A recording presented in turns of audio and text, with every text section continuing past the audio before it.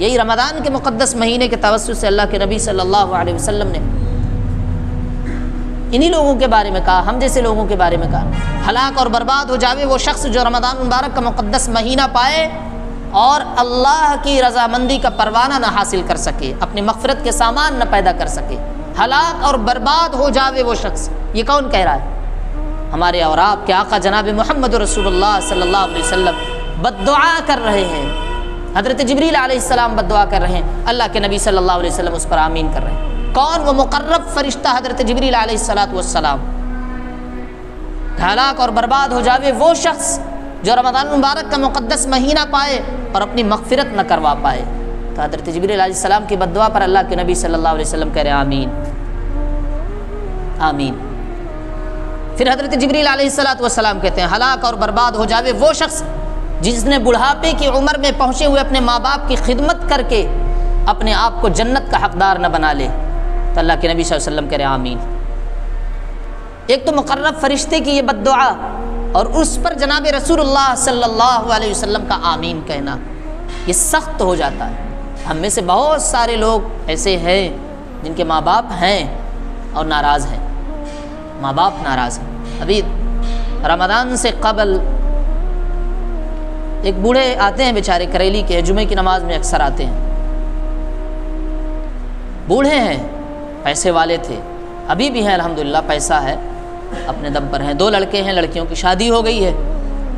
یہاں سے نکلے، مجھے پکڑا اور سلام دعا کرنے کے بعد انہوں نے بتایا، انہوں نے ایک مسئلہ پوچھا، پھر مسئلے کے بعد بات پوری کھل گئی۔ انہوں نے کہا کہ میں غیر مسلم کے ہاں سے کھانا کرائے پر منگا کر کھاتا ہوں، کیا غیر مسلم کے ہاتھ کا بنا ہوا کھانا ہمارے لیے جائز ہے؟ میں نے کہا بالکل جائز ہے، کھانا تو جائز ہے، کھانا تھوڑی ناجائز ہے۔ ہاں، کھانے میں کوئی ایسی چیز نہ ہو جو ناجائز ہو، کھانا بنانے والا کوئی ہو، اس سے کوئی مطلب نہیں ہے۔ کھانے میں کوئی ایسی چیز نہ ہو جو ہمارے لیے ناجائز ہو، وہ چیز نہیں کھا سکتے، وہ تو کسی مسلمان کے ہاتھ سے بھی نہیں کھا سکتے ہیں۔ تو میں نے بتایا نہیں ناجائز نہیں۔ تو پھر انہوں نے بتایا کہ یہ 2 بیٹے ہیں، 3 یا 4 بیٹیاں، سب کی شادی کر دیا، سب شادی شدہ ہیں، اللہ نے طاقت دیا تھا، کمایا، مکان بنایا کریلی میں، بیٹیوں کی شادی کر دیا۔ 2 بیٹے تھے، میری طبیعت خراب ہوئی لاک ڈاؤن میں، بیٹوں نے بڑی خدمت کی، خدمت کر کے جو ہے علاج کرا کے ٹھیک ٹھاک کیا۔ اسی میں سے ایک بیٹے نے بڑی ہوشیاری کے ساتھ کسی طرح سے مکان اپنے نام کروا لیا، مجھے پتہ بھی نہیں چلا۔ کہا مجھے پتہ بھی نہیں چلا۔ بھائی بیٹوں کے اوپر کون یقین نہیں کرے گا، اپنی اولاد کے اوپر کون نہیں بھروسہ کرتا۔ کہا مجھے کچھ نہیں پتہ، اس نے جو کہا میں نے کر کے دے دیا، مجھے بھی اتنا نہیں اندازہ ہوا کہ کیا کر رہا ہے۔ ایک بیٹے نے مکان اپنے نام کروا لیا۔ اب جب یہ بات کھلی اور اولادوں پر، تو بیٹیاں بھی مجھ سے ناراض اور ایک دوسرا بیٹا وہ بھی مجھ سے ناراض، اور بڑے سخت سب ناراض ہو گئے۔ ان کو لگا کہ میں نے چپکے سے اس بیٹے کے نام مکان کر دیا، حالانکہ میں نے نہیں کیا تھا۔ پھر بعد میں جب سب کچھ مجھے بھی پتہ چلا، تو میں نے روشن باغ میں کپڑے کی دکان ہے، میں نے ایک بیٹے کے نام کپڑے کی دکان کر دیا کہ تم یہ دکان لے لو، یا ایک 300 گز کا ایک زمین، ایک پلاٹ پڑا ہوا ہے، وہ تم لے لو، جو تم چاہو لے لو۔ کہا میں نے دے دیا سب۔ 3 کمرے نیچے اسی مکان میں بنے ہوئے، میں نے کہہ دیا کہ یہ 3 کمرے بیٹیوں کے ہیں، ایک ایک کمرہ۔ اب اسی بات کو لے کر دونوں بیٹے ناراض ہیں، دونوں بیٹے اس قدر ناراض ہیں کہ میرے مرنے کی دعائیں میری بہو کر رہی ہے کہ جتنی جلدی ہو سکے مر جائیں تو اچھا ہے۔ کہا مجھے کسی بات کی تکلیف نہیں ہے، مجھے کسی بات کی بھی تکلیف نہیں ہوتی، جو کچھ تھا انہی کا تھا، میرے مرنے کے بعد تو لیتے ہی، ایسا نہیں کہ نہیں، انہی کا تھا، انہی کو لینا تھا، سب لے لے۔ اسی گھر میں کہا میں رہتا ہوں نیچے ایک کمرے میں، کھانا میں اپنا منگا کے کھاتا ہوں، یا یہ کہ کبھی بیٹی کے ہاں چلا جاتا ہوں، ہاں لیکن مجھے شرم لگتی ہے بیٹی کے ہاں جاتے ہوئے، کھاتے ہوئے، رہتے ہوئے، حالانکہ بیٹی اور داماد بھی کہتے ہیں کہ آپ رہیے، مجھے کوئی دقت نہیں ہے، یہیں رہیے، یہیں کھائیے۔ انہوں نے کہا بس تکلیف اس وقت ہو جاتی ہے جب میں اس گھر میں موجود ہوتا ہوں اور چھوٹے چھوٹے پوتے اور پوتیوں کو دیکھتا ہوں، تب اس قدر تکلیف ہوتی ہے، اس قدر تکلیف ہوتی ہے کہ میری اپنی اولاد، میں ان سے بات بھی نہیں کر پا رہا ہوں، مطلب میرے پاس بچوں کو بھیجا بھی نہیں جاتا ہے، دور رکھا جاتا ہے۔ میں ایسی کون سی غلطی کر دیا ہوں، آپ بتائیں مجھے، ایسے پوچھ رہے ہیں، میں نے ایسی کون سی غلطی کر دی ہے؟ کہا مجھے ان کا کچھ نہیں چاہیے، نہ ان کا مجھے کھانا چاہیے، نہ ان کا کپڑا چاہیے، کچھ بھی نہیں چاہیے، بس میں یہ چاہتا ہوں کہ میں جب تک زندہ ہوں بچے مجھ سے بات کریں، بچے مجھ سے بات کریں، میرے پاس بیٹھے ہیں، مجھے کچھ نہ دے۔ ایک باپ جب اس حد تک چلا جائے اور صرف اپنے اولاد سے بات کرنے کے لیے ترسے، تو پھر وہ رمضان کے روزے رکھ لے یا قرآن کی تلاوت کر لے یا حج پر حج کر لے، یاد رکھنا رضا الرب فی رضا الوالدی و سخط الرب فی سخط الوالدی۔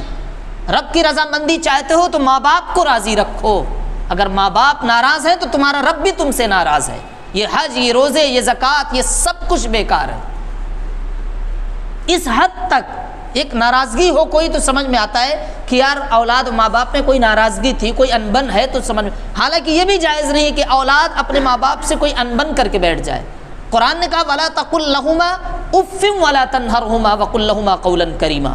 قرآن نے کہا اپنے ماں باپ کو اف تک نہ کہنا، اف تک کہنے کی گنجائش نہیں ہے، چجائے کہ تم اپنے ماں باپ کو الزام ٹھہراؤ، ان کو مورز الزام بنا کر کھڑا کر دو کہ آپ نے یہ کر دیا، آپ نے وہ کر دیا، آپ ایسا کرتے ویسا کرتے۔ آپ کو اف کہنے کی اجازت نہیں ہے۔ اور ماں باپ جب اس حد تک پہنچ جائیں کہ اپنے اولاد سے بات کرنے کے لیے ترسیں اور اس کو الفاظ میں نہ بیان کر کے اپنے آنسوؤں سے وہ بیان کریں، تو پھر ہم کہاں ہیں، کس موڑ پر کھڑے، کیسے اپنے آپ کو ہم مسلمان سمجھ رہے ہیں کہ مسلمان ہیں؟ بات کرنے کے لیے باپ ترس رہا ہو، بات کرنے کے لیے، صرف بات کرنے کے لیے، وہ کہہ رہا ہے ہمیں کچھ نہیں چاہیے، صرف ہم سے بات کر لیا کریں یا ہمیں بات کرنے دیا کریں۔ کہا اس سے مجھے تکلیف ہوتی ہے۔ اب کیا کہیں، کیا جواب دیں ایسے اولادوں کو، کیا جواب دیں، کیسے سمجھائیں، کون سمجھائے گا ان کو کہ یہ احساس اگر تمہارے ماں باپ کے دل میں آ رہا ہے، بات کرنا چاہتے ہو، تم بات نہیں کرتے ہو، تو پھر اپنے بڑھاپے کا بھی انتظار کرنا۔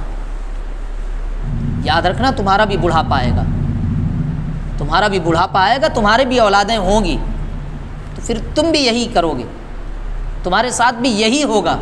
الیہ یصعد الکلم الطیب والعمل الصالح یرفع۔ اچھا کرو گے تو اچھا لوٹ کر آئے گا، برا کرو گے تو برا لوٹ کر آئے گا تمہارے ساتھ۔ آج تم اپنے ماں باپ کے ساتھ کر رہے ہو، تم ماں باپ بنو گے، تمہاری اولادیں تمہارے ساتھ ایسے ہی کریں گی۔ اور اتنا تو گنجائش رکھو بھائی، اتنا گنجائش رکھو کہ ماں باپ ترسے نہیں تم سے بات کرنے کے لیے، تمہیں دیکھنے کے لیے نہ ترسیں۔ ماں باپ کو اولاد سے اور کچھ بھی نہیں چاہیے ہوتا ہے، یہی چاہیے ہوتا ہے۔ ہر وقت ماں باپ اپنے اولاد کے لیے، چاہے جتنی نافرمان اولاد کیوں نہ ہو، ماں باپ اپنے اولاد کے لیے یہی سوچتے ہیں کہ کسی طرح یہ خوش رہے، اچھے سے رہے، ترقی کرے۔ اس کے علاوہ کوئی بھی ماں باپ کتنا ہی ظالم جابر ماں باپ ہو جائیں، جس کو تم اپنے زبانوں سے ظالم و جابر کہہ سکتے ہو، لیکن اتنا حد تک بھی نہیں جائیں گے کہ اپنے اولاد کے حق میں کوئی غلط وہ فیصلے کریں۔ اتنا موقع، اتنی گنجائش رکھو بھائی، اتنی گنجائش رکھو، ورنہ یہ نمازیں، یہ روزے، یہ قرآن کی تلاوت ایک طرف رکھی کی رکھی رہ جائیں گی، رکھی رہ جائیں گی۔ اور اللہ تو پوچھ لے گا رضا الرب فی رضا الوالدی و سخط الرب فی سخط الوالدی۔ تم چاہتے تھے کیا کہ اللہ تم سے راضی رہے؟ اگر تم چاہتے تھے تو پھر تمہارے ماں باپ تو تھے، ان کو کیوں ناراض کر کے چھوڑ دیا؟